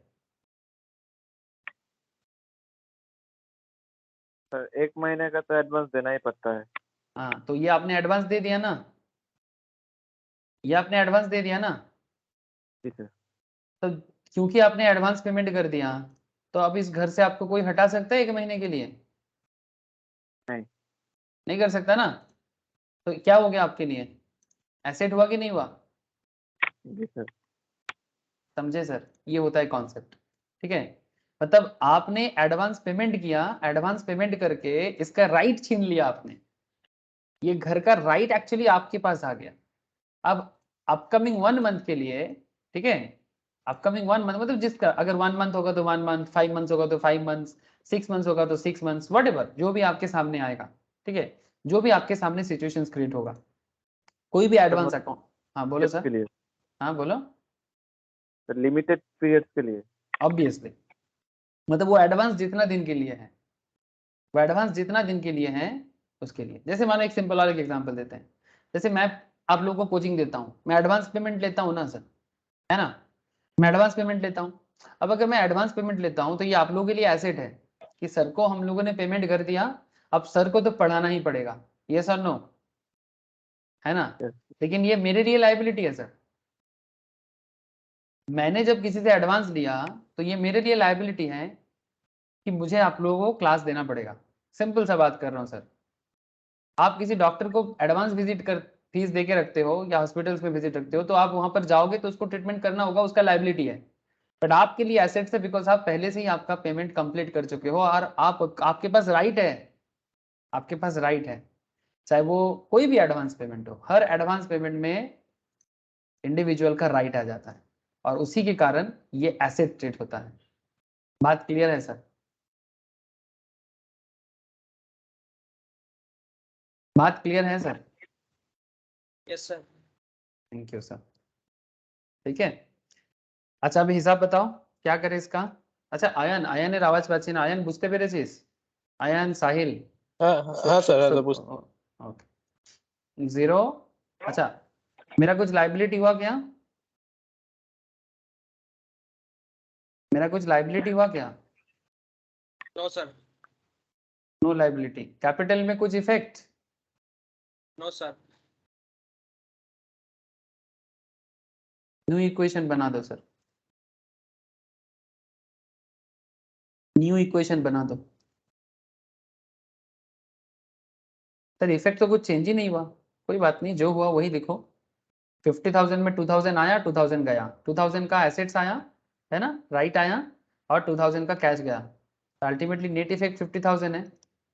इधर मेरा लाइबिलिटी 0 था, 0 ही रह जाएगा, और कैपिटल मेरा 50,000 है, 50,000 ही शो करेगा। तो पहला 2 ट्रांजैक्शंस में बिजनेस का ये स्थिति है सर। अब पॉइंट सी, बिजनेस ने कंप्यूटर परचेस किया ना, परचेस अ कंप्यूटर, कितने का कंप्यूटर लिया आपने, कितने का कंप्यूटर लिया आपने? 7,000 का। बोलो सर आपके एसेट लाइबिलिटी कैपिटल में क्या इफेक्ट दिखा है?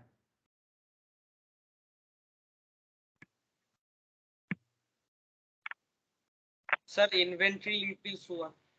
Inventory, computer is my inventory. तो सर फिक्स्ड एसेट में जाएगा। ऑब्वियसली कंप्यूटर तो मेरा, मैं कंप्यूटर का बिजनेस तो नहीं करता सर, कंप्यूटर क्यों यूज, कंप्यूटर का बिजनेस तो नहीं करता मैं। अगर कहीं पर भी मैं स्टॉक लिखता तो समझता, मैंने कंप्यूटर लिखा, जिस चीज का मैं बिजनेस करता हूँ ना उसका मैं मेंशन नहीं करूंगा। ध्यान से सुनना बात को, अगर आप कंप्यूटर का दुकान चलाओगे, ध्यान से सुनना, ठीक है, कंप्यूटर शॉप, देखो सर बिजनेस के अंदर क्या क्या चीज लिखा रहता है, कॉन्सेप्ट लिखा रहता है। जैसे मानो अगर आप कंप्यूटर दुकान चलाओगे, क्या आप कंप्यूटर को कंप्यूटर बोल के मेंशन करोगे? Hello, no sir. जब आप कंप्यूटर का शॉप चलाओगे ना, तो आपके लिए कंप्यूटर कंप्यूटर नहीं, आपके लिए कंप्यूटर स्टॉक है। Point to be noted sir.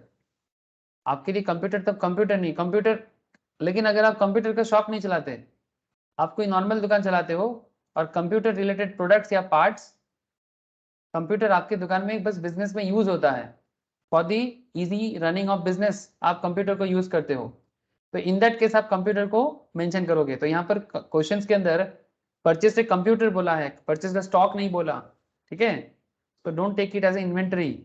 तो क्या करें बोलो, एसेट है, कंप्यूटर मेरे बिजनेस के लिए एसेट है, क्या करें 7,000 का? सर एसेट में जोड़ देंगे। एसेट में 7,000 जोड़ देंगे। ओके सर, चलो आपने कहा, मैंने जोड़ दिया। और क्या इफेक्ट होगा?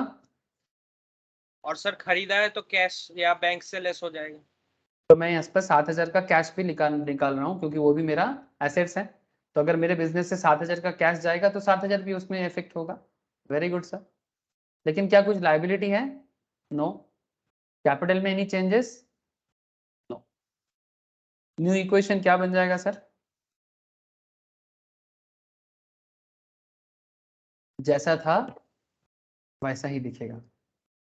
मतलब 2-3 ट्रांजैक्शन हो गया बिजनेस में, एसेट लाइबिलिटी और कैपिटल में, अभी तक कोई चेंज नहीं आया, इफेक्ट पड़ा है सर बट चेंज नहीं आया। Next D. सर अभी तक जितना हुआ समझ में आया ना? अब डी बता दो तो समझ जाएंगे कि आप लोग समझ पा रहे हो कि नहीं। Sir bought furniture from messrs Mohan furniture. ना मुझे इतना बता दो सर, अच्छा ये क्रेडिट में लिया ना? ऑन क्रेडिट मेंशन करना ट्रांजैक्शंस में, क्योंकि बिजनेस को पता होना चाहिए कि कैश परचेस है कि क्रेडिट परचेस है। तो bought furniture from Mrs Mohan furniture on credit, बोलो कितने का एसेट्स लिया? मैं जितना देख पा रहा हूँ सर क्वेश्चंस में 3,000 का है, क्या आपकी कॉपी में भी 3,000 लिखा हुआ है? अब चेक करके। ओके सर, तो क्या करें 3,000 का? 3,000 का एसेट प्लस होगा और लाइबिलिटी बढ़ेगा 3,000 से। वेरी गुड सर, चलो कर देते हैं 3,000 का एसेट बढ़ा देते हैं। एसेट आया ना, फर्नीचर मेरे बिजनेस के लिए एसेट्स हैं, है ना? तो फर्नीचर मैंने 3,000 का लिया, लाइबिलिटी क्रिएट हो गया बिजनेस में, तो 3,000 का लाइबिलिटी आ गया। कैपिटल नो इफेक्ट, कैपिटल में अभी कोई इफेक्ट नहीं है। लेकिन अभी मुझे आपको न्यू इक्वेशन क्या बनेगा?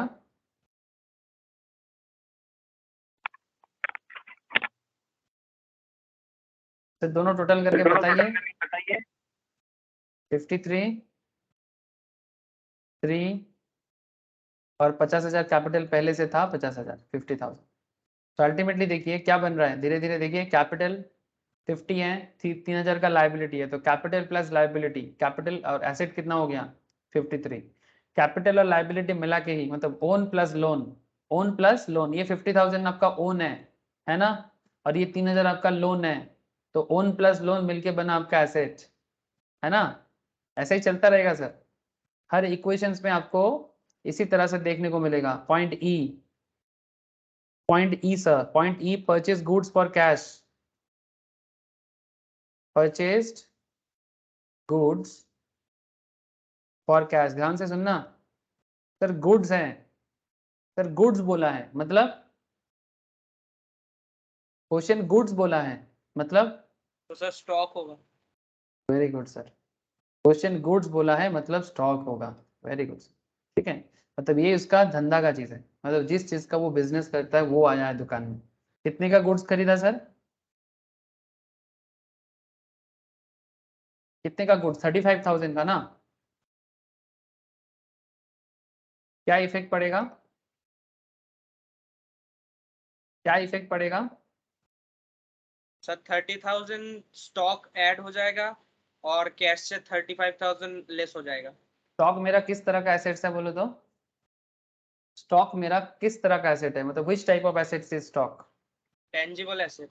टेंजिबल तो है, बट उसको थोड़ा और डिटेल्स में बोले तो current current assets. Very good sir, जिस चीज का बिजनेस में डे टू डे ट्रांजेक्शन होता है, ठीक है, या फिर आप ऐसे बोलो कि जिसको हम लोग विद इन 1 ईयर, जिसको हम लोग इजीली कैश में कन्वर्ट कर सकते हैं, उसको करेंट एसेट कहा जाता है, with in a year basically, और जो डेली ट्रांजेक्शन में बिजनेस यूज करता है।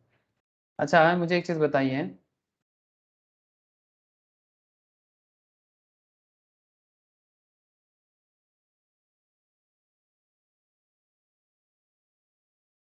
ये कुछ कंपनी है जो फ्लैट बनाता है, जैसे मानो कि ये यूनिटेक का है।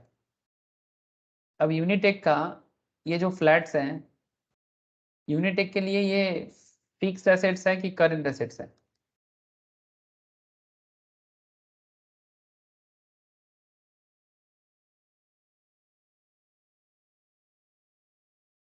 और अगर आप इसको ओन करते हो, इसमें आपका कोई फ्लोर में फ्लैट है, तो ये आपके लिए फिक्स्ड है कि करंट है? फिक्स्ड है। तो अगर आपने खरीदा, अगर आप बिल्डर नहीं हो तो आपके लिए फिक्स्ड है, बट अगर यूनिटेक ने बनाया और बेच रहा है, यूनिटेक के लिए ये फिक्स्ड नहीं, करंट है, क्योंकि ये इसके लिए स्टॉक है ना। हेलो, ये बिल्डिंग यूनिटेक के लिए स्टॉक या गुड्स है, ऐसे बोलेंगे, इन्वेंट्री है इसका। सही है ना सर बात? सबको समझ में आया ना? जो बिल्डिंग का बिजनेस करता है उसके लिए बिल्डिंग फिक्स एसेट्स नहीं, उसके लिए बिल्डिंग करंट एसेट्स है, क्योंकि ये सब बिल्डिंग 1-2 साल के अंदर वो बेच देगा। हाँ, बिल्डिंग के केस में थोड़ा समय लग सकता है, बट फिर भी ये ट्राई तो वही करेगा ना कि 1 साल में जितना बिल्डिंग बनाया सब बेच दे।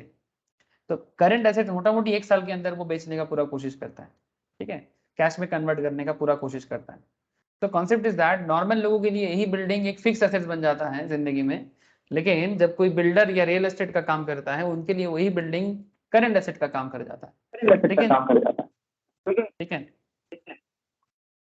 अब यहाँ पर बात है कि सर हम लोग 35,000 का स्टॉक गुड्स खरीदा, तो मैंने स्टॉक में 35,000 ऐड कर दिया, लेकिन मेरे पॉकेट से 35,000 गया ना, कैश चला गया, तो मैंने 35,000 लेस कर दिया। अब इसका इफेक्ट देखो, लाइबिलिटी में कुछ होगा रे? 0। कैपिटल में नो इफेक्ट, 0। न्यू इक्वेशन क्या बनेगा?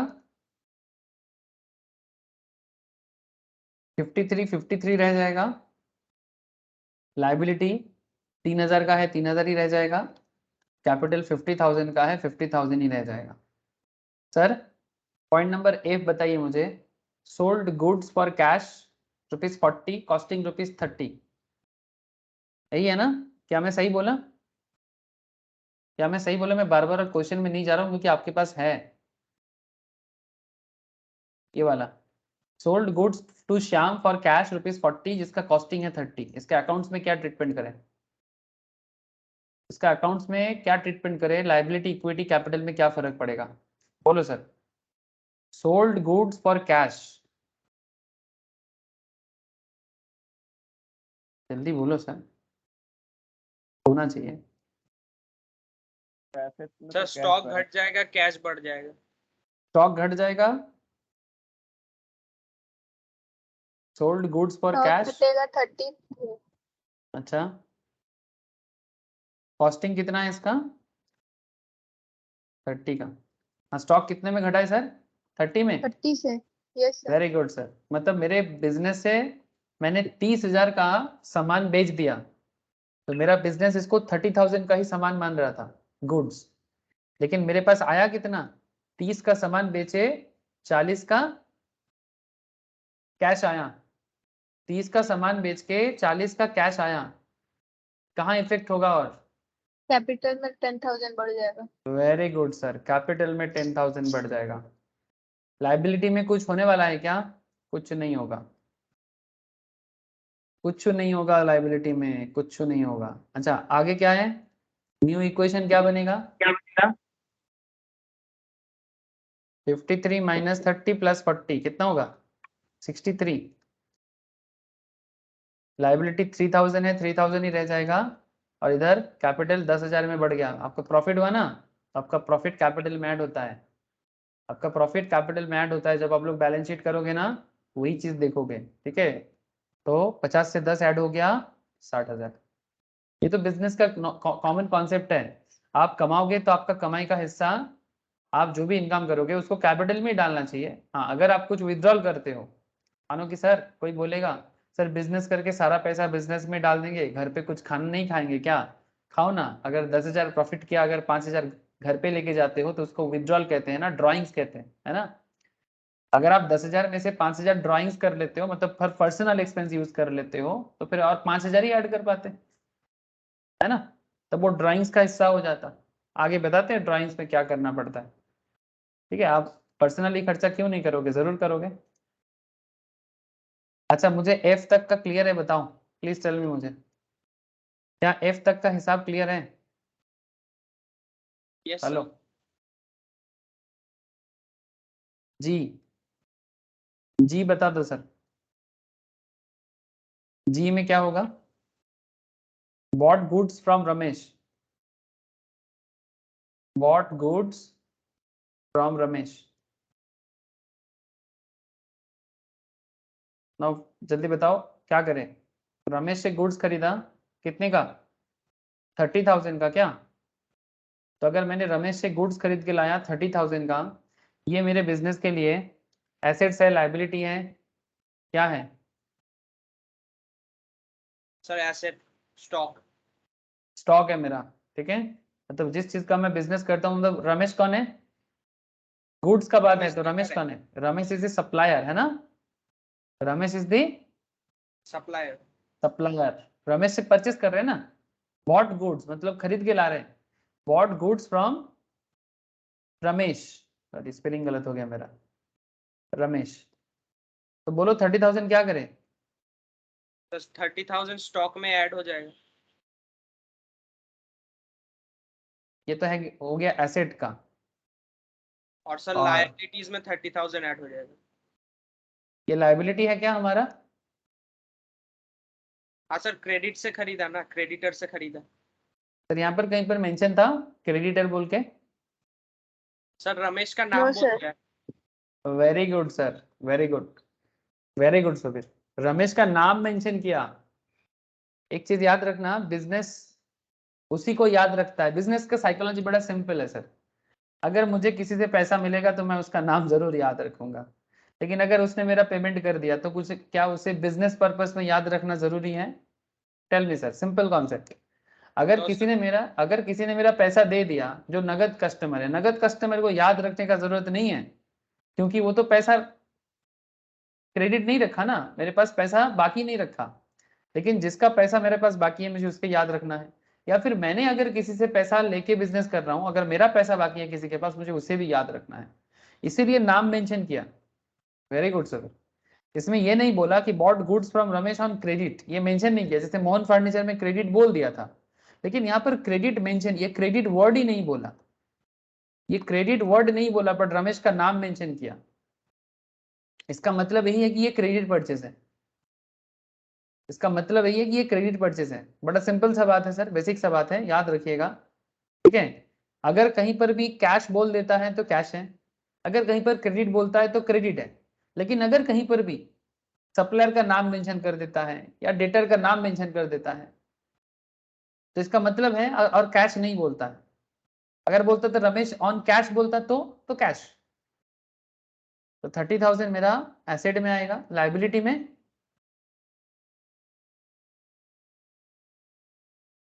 लाइबिलिटी में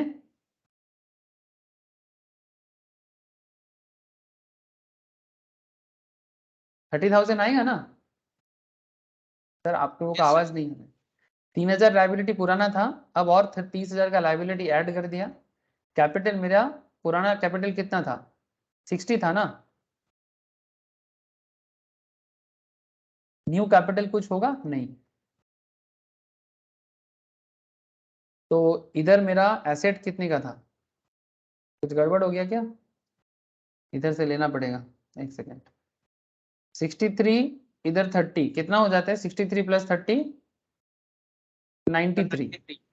और लाइबिलिटी हो गया 33, और कैपिटल हो गया 60। मैच करना ही करना है, मैच करना ही करना है। ठीक है, अच्छा ये हो गया मेरा रमेश के साथ। अच्छा एच, एच बताओ।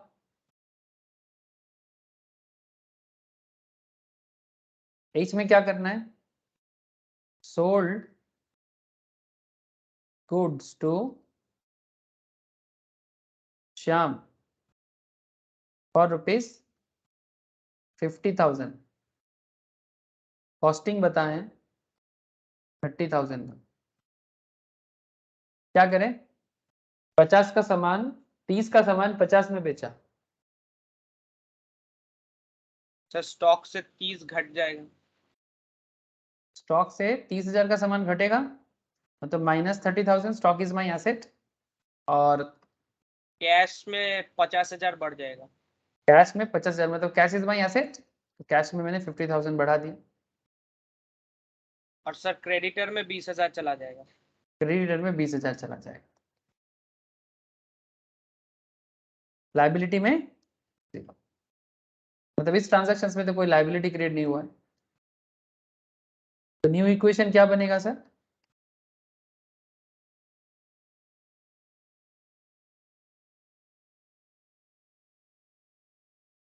-93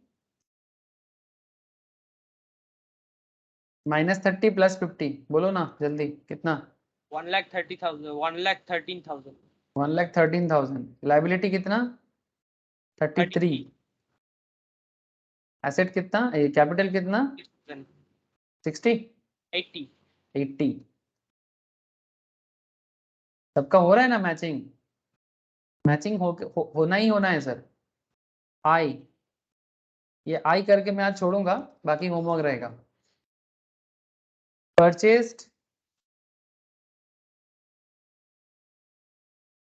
house hold goods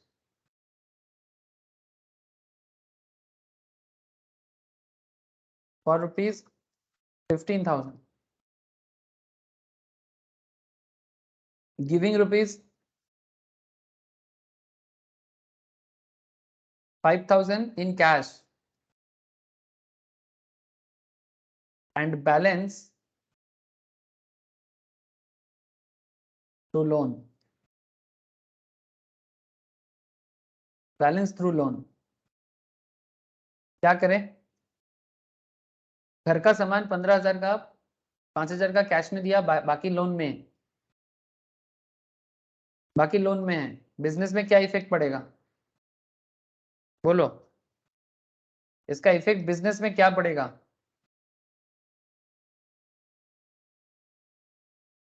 sir stock से 15,000 घट जाएगा पहले। स्टॉक से 15,000 घट जाएगा, कैश में 5,000 ऐड हो जाएगा। कैश में 5,000 ऐड हो जाएगा, और बाकी सर लोन में चला जाएगा एसेट बोल के। लोन में चला जाएगा एसेट बोल के। थोड़ा सोच के बोल सुबीर। रिसीव्ड होना। Purchase house hold goods for ₹15, giving 5,000 in cash and balance through loan. 15,000 का सामान घर के लिए खरीदा, 5,000 कैश दिए, बाकी लोन के थ्रू से लिया। बिजनेस में क्या इफेक्ट पड़ेगा इसका?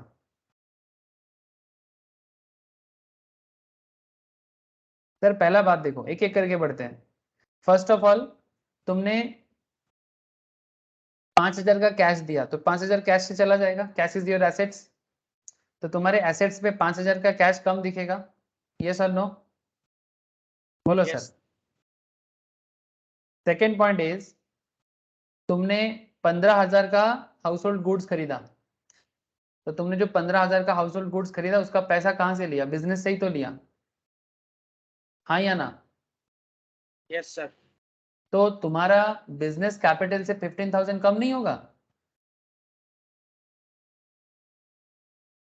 तुम्हारे कैपिटल 80,000 शो कर रहा था, लेकिन तुमने 80,000 में से 15,000 हाउस होल्ड गुड्स के लिए खर्चा कर दिया, तो तुम्हारा कैपिटल 15,000 में कम नहीं हो जाएगा? Tell me. अरे ये 15,000 का चीज शॉपिंग करने गए थे, पैसा कहां से लेके गए थे? Yes sir. यहीं से लेके गए थे ना, अपनी पूंजी से। बिजनेस का जो कैश का लॉकर है, वहां से ही ना लेके गए थे, है यस ना? सर। तो 15,000 का चला गया ना तुम्हारा।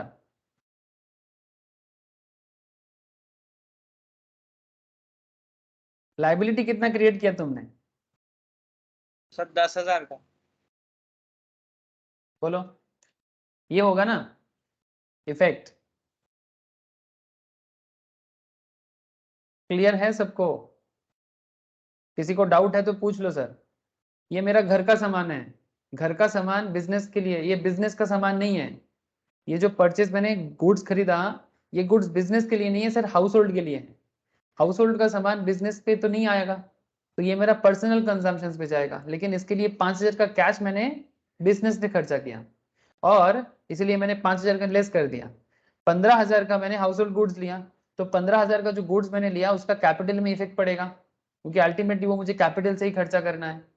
तो 15,000 मैंने कैपिटल से घटा दिया, और 10,000 मेरा लोन हो गया, तो वो 10,000 मैंने लाइबिलिटी में शो कर दिया। तो अल्टीमेटली मेरा न्यू इक्वेशन क्या बनता है? अगर किसी को कोई डाउट है तो पूछ लो अभी। 1,13,000 से 5 चला जाएगा तो बचेगा क्या? 1,08,000। 33 से 10 चला जाएगा, 10 आएगा तो मेरा लाइबिलिटी बन गया 43, और 80,000 से 15,000 गायब, तो मेरा कैपिटल कम हो गया 65,000। आप अपने बिजनेस का पैसा कभी भी क्या घर के यूज पे तो लगाते ही हो, जब भी लगाओगे आपका कैपिटल तो कम होगा ना, पूंजी कम हो जाएगा। बोलो सर, यहाँ तक क्लियर है? Yes sir. तो आई तक मैंने आप लोगों को कराया, ठीक है। अब जे से लेके एस तक मैं आज ही करा देता, बट मैं बोला ना आपको गला में थोड़ा दर्द है आज, ठीक है, थोड़ा दिक्कत हो रहा है, तो अब ज्यादा होगा तो फिर बाकी क्लास भी नहीं ले पाऊंगा, इसीलिए मैं थोड़ा आज यहीं पर छोड़ देता हूँ, नहीं तो जान ये पूरा ट्रांजैक्शंस कंप्लीट करा देता आप लोग।